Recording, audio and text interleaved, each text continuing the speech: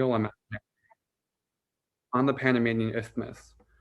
Rios counterstrikes against this history of imperial images by interspersing them with those of, and those photographed by, the fictional characters of an interracial family, whose story continues to be shaped by the disastrous event. I suggest the collision of these mediated sites exemplifies what Mary Louise Pratt defines as a contact zone, a space where, quote, disparate cultures meet in highly asymmetrical relations of domination and subordination, end quote.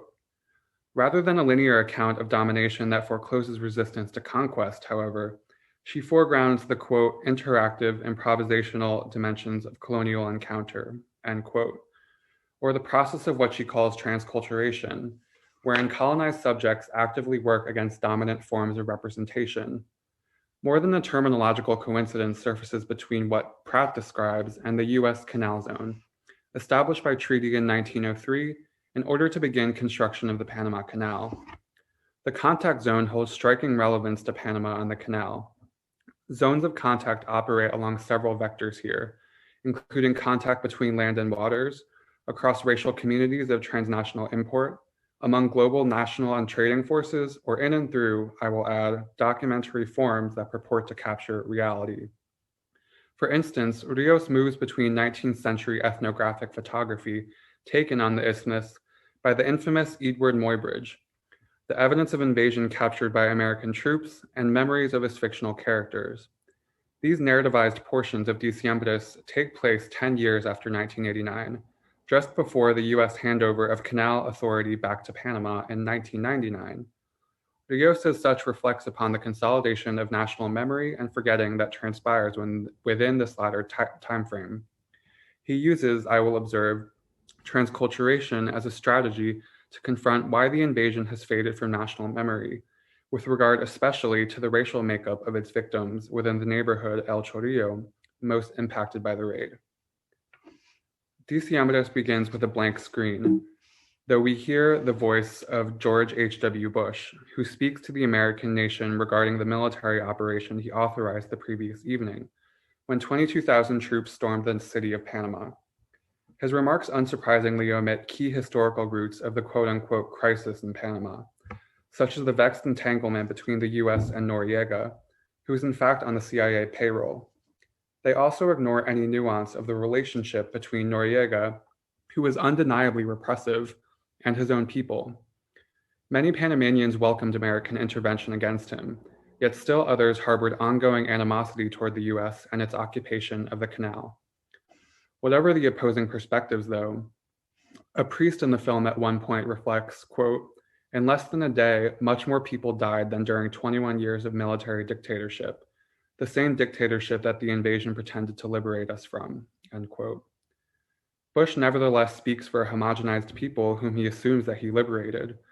His generalization also overlooks the disproportionate impact of his actions upon a primarily Black and poor community historically ghettoized by American depopulation of the US Canal Zone. In his opening sequence, Rios not only denies the broadcast footage of Bush, however, playing his words over empty space, but starts to tune him out with the noise of a helicopter. We instead see archival footage that captures aerial views of ravaged buildings in El Chorrillo. A narrator soon voices the questions with which we began, and in this way, the film starts through both a withholding of and inquiry into the politics around the image. Rios thereby announces that his film will repurpose what extant images do or do not say and show of a nationally forgotten trauma. How the remediation of images facilitates memory therein becomes of pivotal concern. In this way, I extend the contact zone to suggest that multimedia composition across historical locations creates a point of contact, which then becomes a site of transculturation through which the family in Diciembres attempts to touch one another across time and space. Rios next leaps from the aftermath of invasion to New Year's Eve, 1999, and moves from El Chorrillo north to Paraíso, a former town within the US Canal Zone. He skips to the celebration around US transfer of canal jurisdiction to Panama on this latter date. Here an Afro-Panamanian child stands, a camera in hand, as he surveys trading ships in the canal. As he takes photographs and sits with his dog, he is then surprised by another canine, who attacks out of nowhere. The boy cannot stop the assault until an unidentified older woman yelling Sultan runs over to pull her dog, its teeth full of blood, away from his. She tugs her dog away without apology. The boy's mother rushes over and chastises the older woman. Who is this woman, and who is the man that suddenly appears, also wielding a camera around his neck? Rios quickly answers this and reveals the man as precisely a spectral apparition. He is not only the father of this child, but the narrator of the film who speaks directly to his son.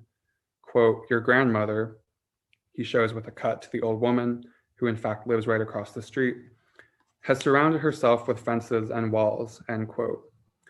His ghost will indeed facilitate the crossing of temporal and spatial fences or walls, precisely through mediation across cinematographic forms.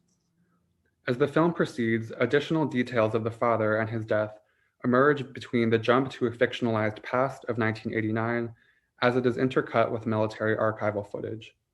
These details also clarify the hostile relationship between the grandmother and daughter-in-law. The remainder of the film becomes triangulated by these spatiotemporal vectors. In addition, the father later explains, to cinematographic histories that condition the military footage. For instance, Rios next returns to Panama City in 1989, where the future mother arrives to guide the future grandmother and Sultan the dog safely from the area. On the street, tension simmers between the older woman and younger, as the latter reveals that she is with child. Throughout, before and after this, Rios intersperses archival footage of the US military as they prepare for attack, from reconnaissance views to soldiers at rest in a gymnasium. As helicopters fly over the city, match cuts in fact bridge the young woman to this footage, for instance, when she looks to the sky upon hearing a chopper, and Rios cuts to archival footage of it. Across the fictionalized diegesis and in this footage, sutured together with an underlying soundtrack, it becomes clear that the women soon run not only from the gunfire within their world, but also that of the documented past. As the night vision of a missile viewfinder fills the screen, for example, Rios then cuts back to the pair and myriad others attempting to escape bombardment. The father later narrates, quote, "Why would the criminal voluntarily document the evidence that condemns him?" End quote. One soldier jokes, "This is for posterity," ascribing historical value to his documentation of the event and of his war crimes to boot. The confidence of his remark, which also presumes his ongoing innocence, bears the historical weight of technological capture on the isthmus, from multimedia campaigns organized by Theodore Roosevelt in the early 1900s, which drummed up support for canal building, to their earlier roots in 19th century ethnographic photography. Back in 1999, as the son holds a camera and takes a bus into the city, he does not realize the ethnographic power of the apparatus he clutches. As he wanders the neighborhood of Santa Ana, mere blocks from El Chorrillo, and takes Polaroids of what he sees, his father tries to illuminate him about this history. He asks, quote, "Is this image drawn by light really what it claims to be, or isn't it precisely what it doesn't show?" End quote. His son then takes a picture of himself while his spectral father stands behind him. The father then pushes us back over a century to the year 1875, showing us an illustrated collection published by seminal figure Eadweard Muybridge, who in fact traveled extensively throughout Central America. Although the father glosses over many historical and theoretical particulars here, his brief summary of Muybridge proves illuminating. He usefully shows many of his visual texts, from illustrated landscapes to quote-unquote native subjects and their exotic habitats. It proceeds to build an intriguing link between this ethnographic work and the noted stop-motion studies of Muybridge. For instance, with the idea that he was, quote, obsessed with kinesis of horses and women, a match cut ties a Panamanian muleteer to the Muybridge locomotion series of a man on horseback. This edit suggests an unexplored motivation behind his work, one beyond that what Linda Williams, for one, reads in terms of sexual difference alone. It also shores up a long-standing tension between mobility and stasis, on one hand implicit to locomotion experiments, as theorists have investigated, yet on the other particularly imbricated with foreign ethnographic tours. For example, Tom Gunning distills how Muybridge paradoxically manufactures a localizable and defamiliarizing instantaneity, evidenced by the shocking abnormality of a horse whose legs become suspended in midair. This manufactured stasis of an instant directly echoes the forced immobilization of the ethnographic subject captured by photography. Ellen Strain, for her part, details the imminent pressure, as cinema later develops, for traveling filmmakers to animate the exotic world into motion while keeping its primitivized subjects in temporal place. Strain argues how the specter of a primitive subject put back into cinematic motion became resolved by seemingly liberating the American moviegoer through camera movement, via pans, tracks, and tricks. The father additionally extends this technological narrative by promptly moving from 1875 to 1989, collapsing over a century into mediated contact. Rios zooms from the eyes of a 19th century woman and her photographic gaze that observes her to a gun in archivally captured 1989. He builds a direct technological lineage between Muybridge and the footage captured by US military, who in what follows throughout this sequence go from taking blithe photographs of one another to corralling and subjugating Panamanians into line. The director augments the cognitive dissonance of these moments by overlaying them with an upbeat rock song, which suggests the innocence and fun of not just invasion, but its ongoing mediatization, as soldiers review film stock and surveillance footage, or rewind video in an editing room. If the 19th century camera provides what the narrator calls, quote, a new weapon to exert control on death through the capture and ordering of life, end quote, then in its late 20th century iteration, it unmistakably subtends the weapons that enact and repeat literal death. The boy who holds the camera of his father might remain ignorant to this history, but he nevertheless strives to touch what his father leaves through media, through his camera. As the boy wanders Santa Ana, we see the ghost of his father taking pictures of something across the street.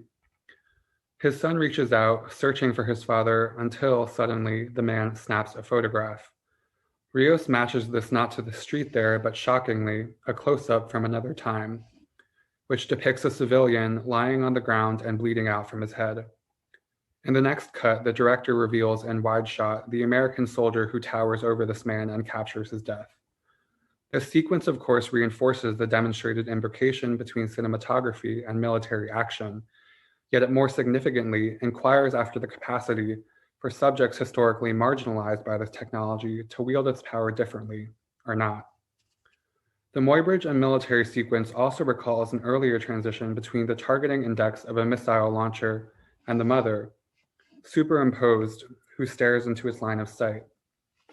To cite Rios, his film stages, quote, the reflection of a nation that's in denial of its own image, end quote, a blackness disavowing mestizo category that some call Latin Panamanian.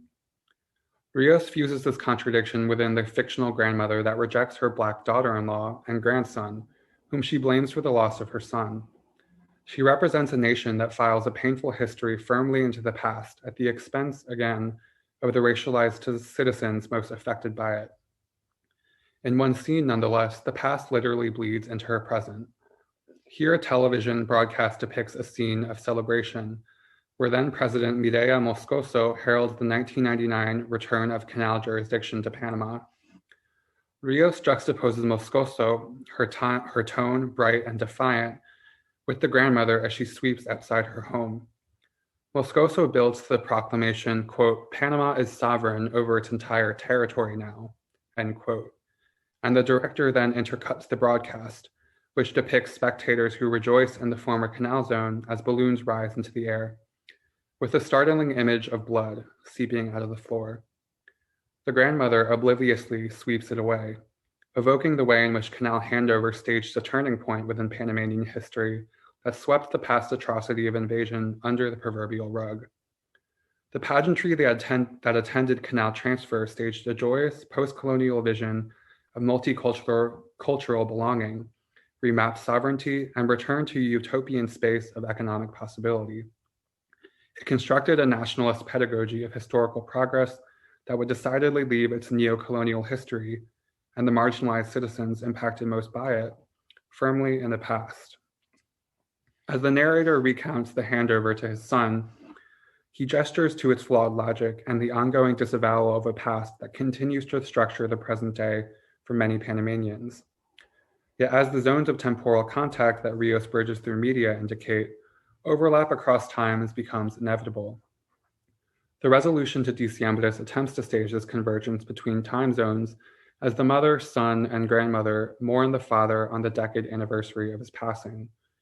In the present, the grandmother holds the dog Sultan, against whom the grandson had earlier retaliated by offering it a poisonous frog to eat. As the grandmother clutches her dying pet, the pattern of archived past, fictionalized past, and dramatized present shifts into high gear as these various spatio-temporal locations crash into one another without any pretense of separation.